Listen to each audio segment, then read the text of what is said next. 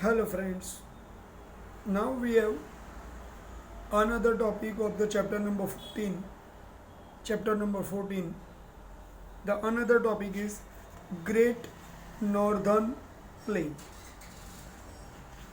In India, the Great Northern Plain comes in the south of Himalayan mountain range. Means we could say that northern plain is located between northern mountain ranges and southern peninsular plateau region. So this is the most fertile alluvial sedimented land which has been developed by alluvial sedimentation of Himalayan river as like Ganga, Yamuna, Brahmaputra and Satluj. So by all these rivers, whatever the alluvial sedimentation is coming from the north and started to spread in the central part, it create alluvial northern plain. So at some places the sedimentation thickness is 50 meter. 50-meter thickness, I repeat. And it is having large area in the northern Indian side. So it is considered in world as Great Plain of North India. It is considered as Great Plain of North India. Generally, such plains are become fertile, as I have said earlier, due to the plinthing of the alluvial sedimentation. And this plain is lengthy in 2400 kilometer length, considered to be largest river plain, one of the largest river plain in world. So the largest river of the world is Nile. So here I am not talking about length of the river, but I am talking about plain, length of the plain. Remember, its western part, I repeat, its western part is narrower than eastern part. Western part of the northern river plain, I repeat, the western part of northern river plain is vast, is narrow than eastern part. So remember, here we have to understand that the plain is mostly level land. Level land means plinthed land. And any part is not more higher than 180 meter level above sea. So the thickness of the plain, its sedimentation thickness, I have already earlier stated 50 meter, right? The plain is narrow in Delhi, means by Delhi it becomes diverted toward the Bay of Bengal. Remember this line. The Satluj plain lies in west and Ganga plain lies in east. So the actual plain is from Satluj to Ganga, from Brahmaputra. So it's a very larger part that I want to say. This plain is having fertility. So wherever the fertility we see, we always see number of people are residing near that area.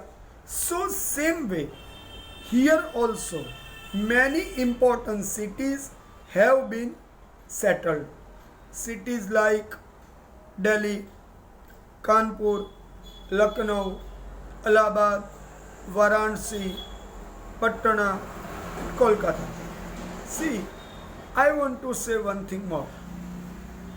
When I am talking about Delhi, means nearby river is Yamuna. When I am talking about Patna, the nearby river is Kosi.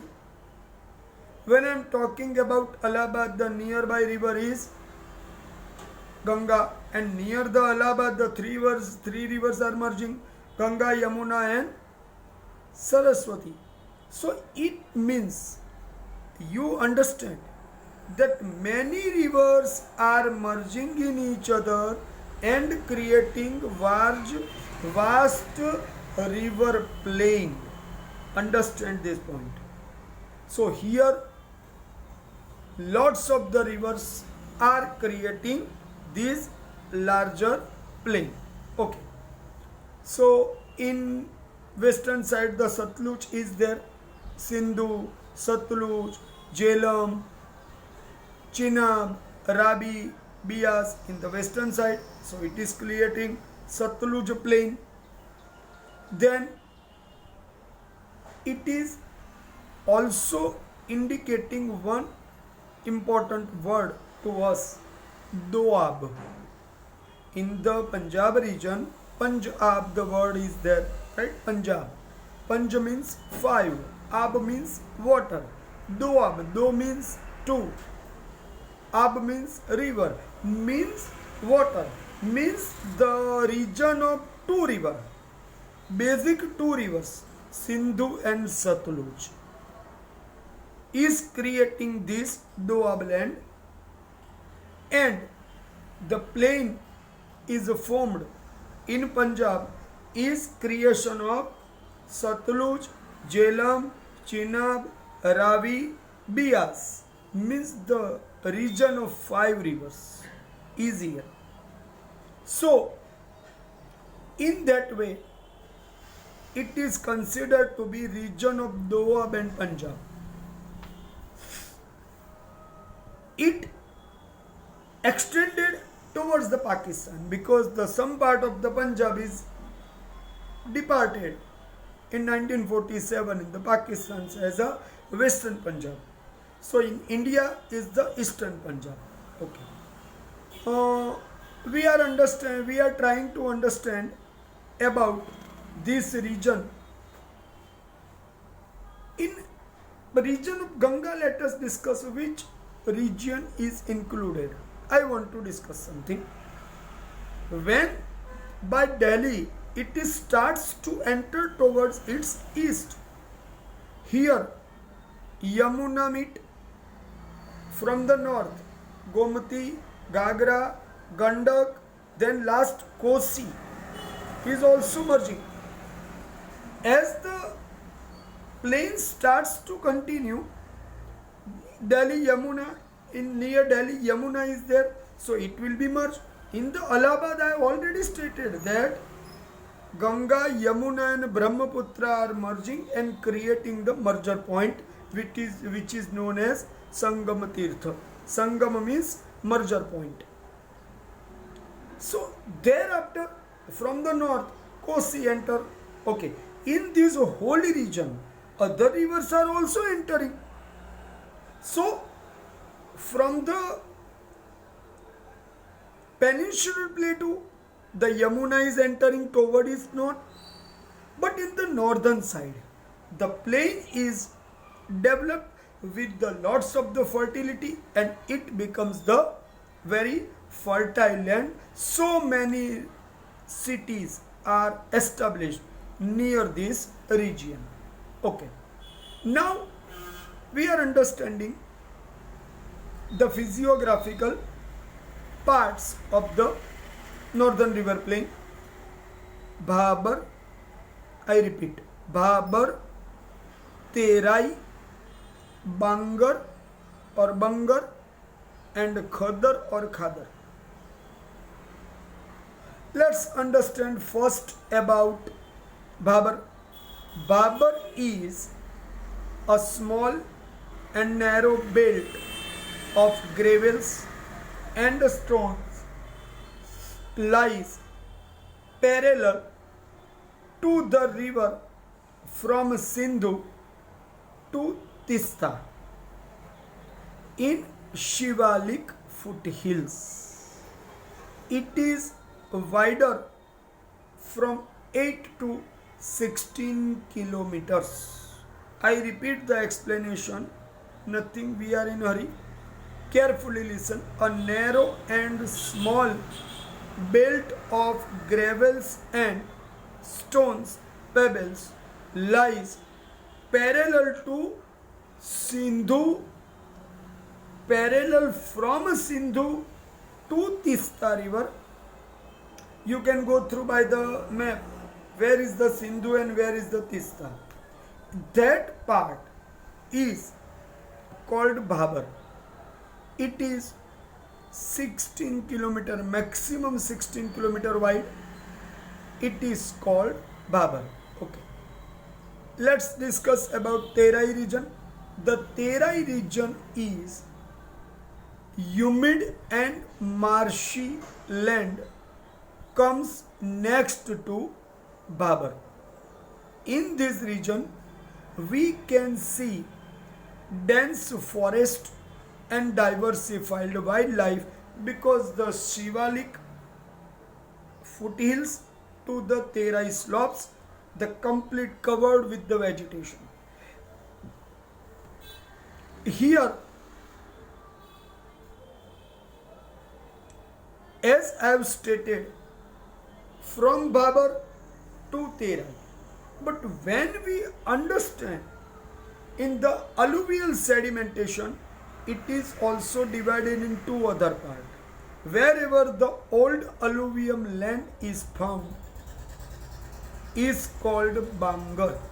Wherever the old alluvium land is found is called Bangar or Bangar, and wherever the new sedimentation is found, new deposition is found, is called Khadar.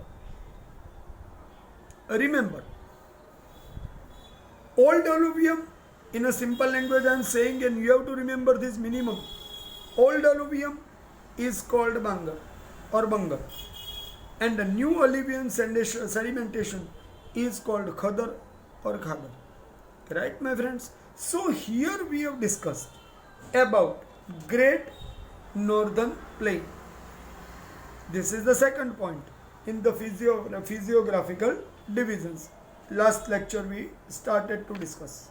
Okay, now the another point is peninsular plateau that I am going to discuss.